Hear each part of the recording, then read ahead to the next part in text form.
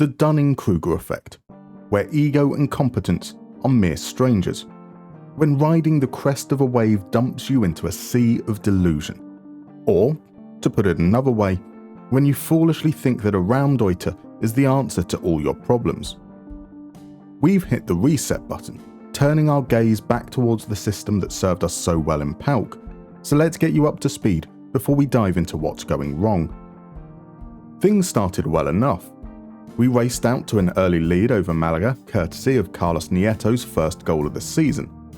Michaelis added a second before Jose Antonio Gonzalez finished them off. An assured, dominant win. We raced to an even earlier lead against Eibar, Davis breaking the ankles of the defender in the 7th minute before Gonzalez doubled it 1 minute later. Montserrat's second half penalty secured consecutive 3-0 wins. The stats told a far more turgid story, and we were flattered by the scoreline. But that is now 13 wins in a row and 6 games without conceding. One poor performance is nothing to worry about. So of course that clean sheet streak came to an end. Tenerife's goal awakened a beast. Francho, Davis, Luis, and Francho once more put us 4-1 up before the half was over. Tenerife added a daisy cutter of their own, but we held on. Once again we managed just 7 shots and were flattered by the final result. Those 2 goals aside, we are good defensively. Against Real Valladolid we didn't give up a single shot on target. We only mustered 5 attempts ourselves though, including the injury time winner. They say that grinding out results when playing poorly is a sign of a good team. I disagree. Now there was a big development early in the game, with Luis breaking his ankle in the 16th minute. When I have a headache, it's as if the world is going to end. For Luis, however, a broken ankle is just carrying a knock. A trip to Albacete beckoned where luck was once again in our favour. Zika's effort deflected. Francho's should have been saved. Manu Fuster got an injury time consolation as we made it 16 wins in a row. Like an FA Cup triumph being enough to make the board forget about an 8th placed league finish, Champions League embarrassment and a season of chaos and tactical disorganisation, results gloss over everything. So it might seem uncouth to complain about winning, but this is not sustainable. Let's try and take a closer look to see where the issues lie. I'm going to focus in particular on the Real Valladolid game. It's our most recent home game and we struggle to get out of our own half. There were 2 passages, back to back, at the beginning of the second half that stood out. Valladolid were pressing us high, but our shape was good for being able to play through it. Or it would be if the players weren't so static.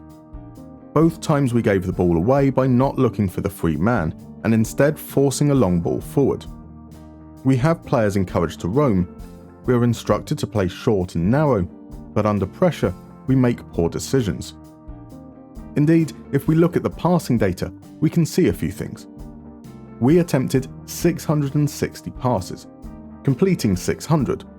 That's 91% accuracy. There's a real lack of activity here though. I certainly expect fewer touches in and around the opposition box, but centrally, just after the halfway line, we should be more involved. Let's break down the passing a little more. We attempted 233 forward passes and completed only 85% of them.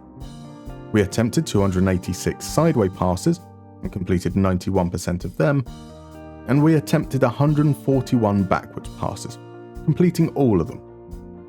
I'm quite happy with the proportions here. We are looking to progress play, but quite comfortable resetting if needs be. What about passing length? We attempted 310 short passes, completing 96% of them. We attempted 329 medium-length passes, completing 89% of them, and we attempted 21 long passes, completing just 43%. This I'm not happy about. Far too many medium-length attempts given our tactical setup, and this seems to be where we're struggling. It appears that we are struggling to connect between midfield and our front line. What I'm seeing, or perhaps not seeing would be more accurate, is our central midfielders floating into the spaces in between. They are either deep, involved in initial build-up, or high, looking to get into the front line. With an attacking mentality, especially against a high press, we're seemingly trying to move between those phases without a bridge to help us get there. I know at the top I blame the Raumdeuter. That is not the problem. In fact, he's doing what I want and doesn't try and force passes that aren't there. Our problem is the whole structure. And so we're going back to what we know works. It's still the same philosophy, although we're not as extreme in terms of passing length and narrowness. My belief is that by being too narrow, we're easily marked, and without super short unmarked options, players are being impatient. We still had problems at PAOK with the team forcing play out wide too often, but it was better than the complete dereliction of the centre we saw from this passing data. We did sign 3 wingbacks to invert, but we were deliberate in them being able to do both that and a more traditional role, so that we could mirror the formation. What we don't have, however, is a true pacey striker. At PAOK, that was Despodov, a converted winger, and we might need to do the same with Montserrat and or Bermejo. Okay, maybe not Bermejo for the next game. We got off to another hot start against Osasuna, Davis turning in Montserrat's first time cross. He then set up Michelis for a second, before Nieto rounded out a 3-0 win. We still only managed 7 shots, a tally Osasuna doubled, but there were already more encouraging signs in terms of match momentum and average position. A tricky away game against Barcelona's B team was settled by Nieto's deflected effort, and whilst the stats still don't make pretty reading, I didn't expect dominance here. Things started to pick up against Deportivo La Coruña. Nieto made it 3 goals in as many games, before Keenan Davis sold his man like a kipper and was then robbed by the own goals panel. Vigoré pulled one back immediately in a passage that contained half their shots. Our next game against Levante might be trickier. Sinin Bakis picked up a hernia before the Barcelona game, which wouldn't be too much of a concern had it not been for a Montserrat groin strain and a Keenan Davis twisted ankle. A Bermejo Berselga strike force does not fill me with confidence, but the former proved me wrong, opening the scoring in the 23rd minute. Matías Marin picked up his first goal after a Levante error, but like the Deportivo game before, they pulled one back immediately, in a devastating counter-attack. It was an open game, but we held on, and it's good to see us getting double-figure shots 2 games in a row. That run didn't last long. Against Leganés, we managed just 6 shots, the first of which was the game's only goal. Now you'll see Berselga picked up a knock.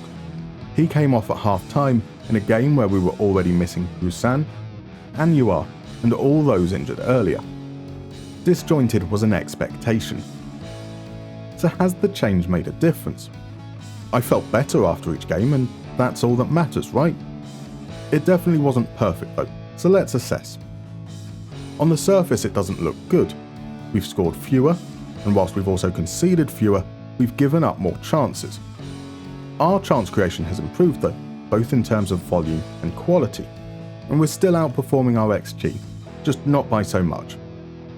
The important change for me, however, is at the bottom here. We've had far more control of the ball, and we're having that control in the final third.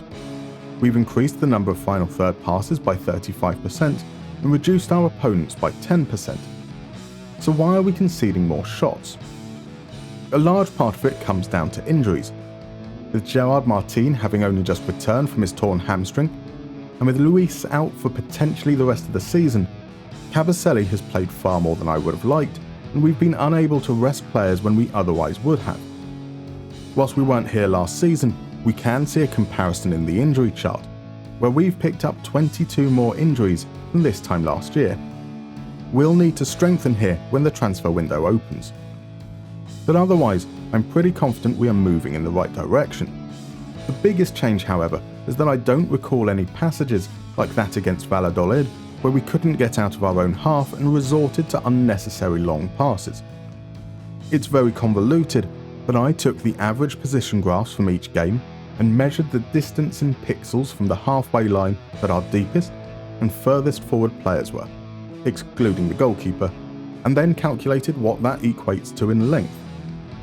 If the average pitch length is 107 metres, then our deepest defender is, on average, 4 metres higher after the change. Our furthest forward player is 3.5 metres higher. This is good. This is what we want. The higher we are, the deeper our opposition is. The more pressure they are under, the more control we have. That closes out the first half of the season. Our 100% win rate is still intact, albeit undeservedly, and we should be a shoo-in for promotion now. Of course, much will depend on what unfolds in January and whether we can keep hold of our key players. We managed to tie Francho down to a new contract, but Francis and Aguado are not so keen to commit, and the vultures are circling. That will be for another episode though. See you then.